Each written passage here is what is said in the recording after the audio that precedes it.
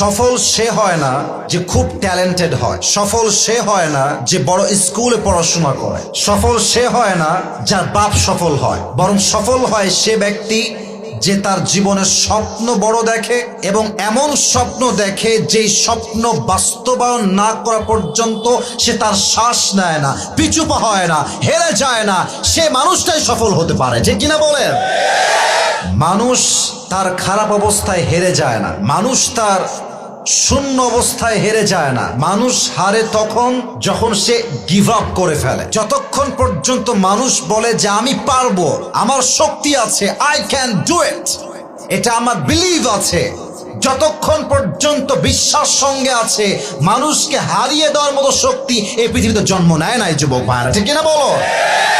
অনেকে বলে যে গ্রামের ছেলে খ্যাত, এই না সেই না, বোঝে না। আরে বেটা, পুরো পৃথিবীর যত ইতিহাস মানুষ কায়েম করেছে তার ৮০ ভাগ ইতিহাস গঠন করেছে গ্রামের সন্তানেরা। আর আপনারা যারা আমার ওয়াজ আগের থেকেই শুনেন, আমার একটা ওয়াজ আমি বলেছিলাম যে মধ্যবিত্ত পরিবারের সন্তান মানেই হচ্ছে একটা ব্র্যান্ড। সাইকেল দিবেন চলবে, বাইক দিবেন চলবে, কার দিবেন চলবে, আপনি আমাকে দিবেন ভাত ডাল চলবে, ভর্তা দিবেন চলবে, সবজি দিবেন চলবে, মুরগি দিবেন চলবে, গরু দিবেন চলবে, কিছুই দিবেন না, এক গ্লাস পানি দিবেন, একটা ভাত দিবেন আর মরিচ দিবেন, পান্তা ভাত হলেও আমার চলবে। কারণ আমি বড়লোক ঘরে খেয়ে পড়ে দাপুস দুপুস খাওয়া বড়লোক হওয়া ব্রয়লার মুরগি না। আমি মধ্যবিত্ত পরিবারের ছেলে, আমি চাইলে আরাম করতে পারি, আমি চাইলে মাথার ঘাম পায়ে ফেলে কঠোর পরিশ্রম করতে পারি, ঠিক কিনা বলেন? আমার নবী গ্রামের মানুষ ছিলেন, সুবহানাল্লাহ।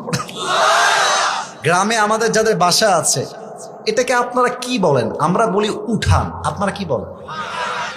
আচ্ছা, আবার অনেকে আঙিনাও বলে, উঠান, আঙিনা, whatever it is, doesn't matter. মূল ব্যাপারটা হচ্ছে হাদিস। তো আল্লাহর হাবিব উঠানে বা আঙিনায় বসে আছেন, আবু তালেব আসছে। নবীর বাবাও এখন দুনিয়াতে নেই, মাও দুনিয়াতে বেঁচে নেই, আবু তালেব আসছে। দেখছি নবীজির মনটা হালকা মরা মরা, কষ্টে আছেন, দুঃখে আছে। আরে ভাই, দুনিয়াতে যার মা নাই একমাত্র সেই বোঝে যে মা ছাড়া পুরো জীবনটা অচল হয়ে যাবে। আর বিশ্বাস রাখেন, দুনিয়াতে আপনি অনেক ভালোবাসার মানুষ পাবেন, অনেক অনেক অনেক আপন মানুষ পাবেন, বাট ওয়াল্লাহি মায়ের মতো ভালোবাসে এমন কোন মানুষ দুনিয়াতে আপনি কাউকে খুঁজে পাবেন না, ঠিক কিনা বল? আবু তালেব এসে বলছে, মোহাম্মদ ভাতিজা, একটা কথা বলবো, শুনবা? বলেন চাচা, কি বলবেন? তাকায় আছে নবীর দিকে এক চোখে, একদম এক পলকে। নবীও তাকাচ্ছে, কি আবার চাচা এমনি তাকায় আছে কেন, ব্যাপার কি? চাচা কি বলবেন বলেন। বলছে, ভাতিজা, তুমি যে কোনো সাধারণ মানুষ নও, তুমি যে এক অসাধারণ মানুষ, এটা আমি তোমার জন্মের পর থেকেই জানিস। কথার পয়েন্ট বুঝতে পারলেন? তুমি যে শুধু মানব নয়, মহামানব, এটা আমি তোমার জন্মের পর থেকেই জানিস। মনে পড়বে না? তাই নাকি? আমি কি খুব অসাধারণ চাচা? বলছি, ইয়েস, ইউ আর অ্যামেজিং, তুমি এক অসাধারণ মানুষ, তুই মানব, তবে তুমি মানব না, তুমি মহামানব। সুবহানাল্লাহ পড়ে। আচ্ছা চাচা, তাই নাকি? কেমনে আপনি জানেন, কেমনে? তো বলছে, আমি দুই ভাবে জানি, এক তোমার মায়ের থেকে শুনেছি, আর এক আমি আমার নিজের চোখেই তোমার সম্মান দেখেছি। সুবহানাল্লাহ। আচ্ছা চাচা, মায়ের থেকে কি শুনেছেন চাচা? বলছে, মুহাম্মদ, তোমার মা আমাকে বলেছে যে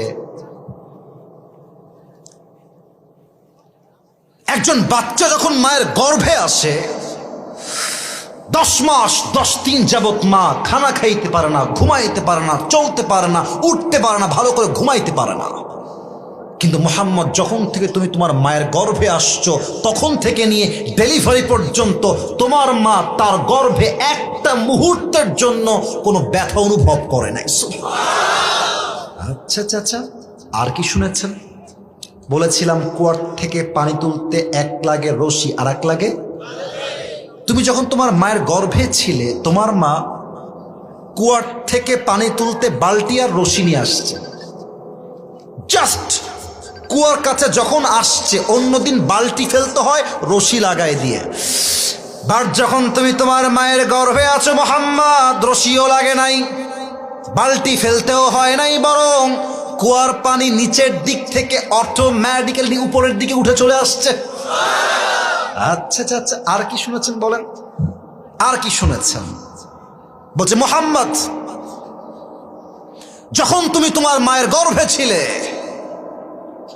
তোমার মা বাহিরে বের হয়েছে, বাহিরে প্রচন্ড রোদের তাপ, প্রখর রোদ। যখন তোমার মা বাহিরে বের হয়েছে, রোদের সমস্ত তাপ দূর হয়ে গিয়েছে, একটা মেঘ এসে তোমার মায়ের মাথার উপর দাঁড়িয়ে ছায়া দেওয়া শুরু করে দিয়েছে।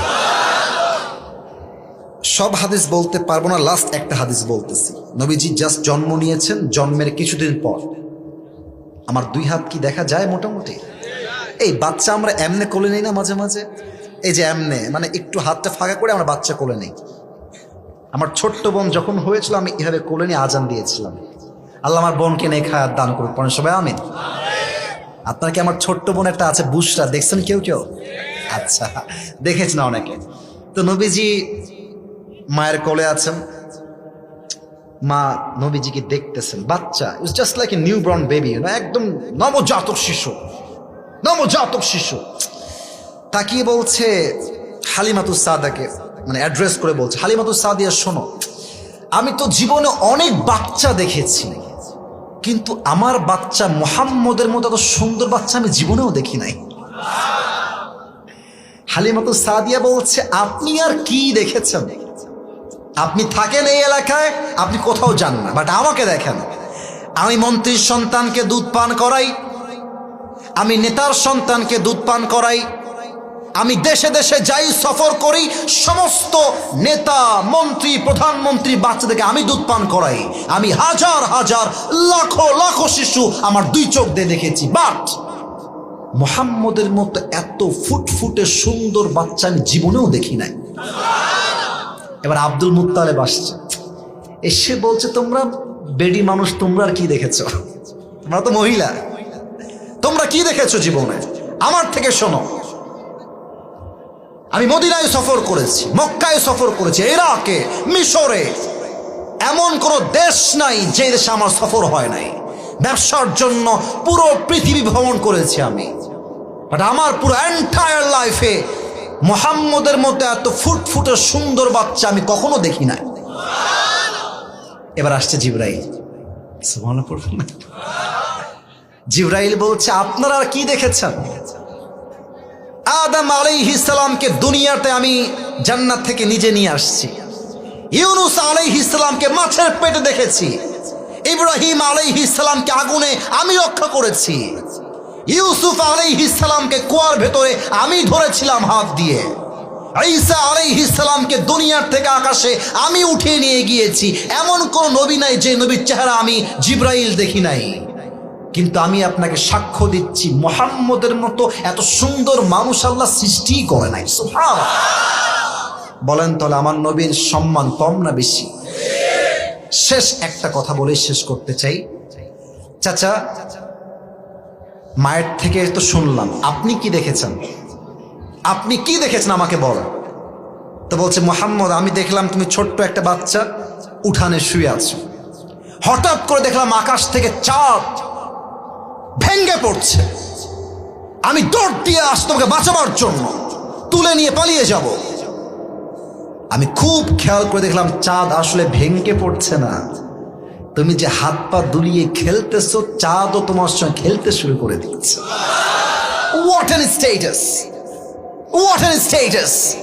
আমার নবীর সম্মানকে আল্লাহ তাআলা ওয়া রাফা'না লাকা যিকরাক, হে নবী, আপনার সম্মান আকাশ বাতাস ঝাঁপিয়ে, সাত আকাশ কাঁপিয়ে আপনার মর্যাদা আমি আল্লাহ তাআলা আরশ পর্যন্ত পৌঁছায় দিয়েছি। সুবহানাল্লাহ।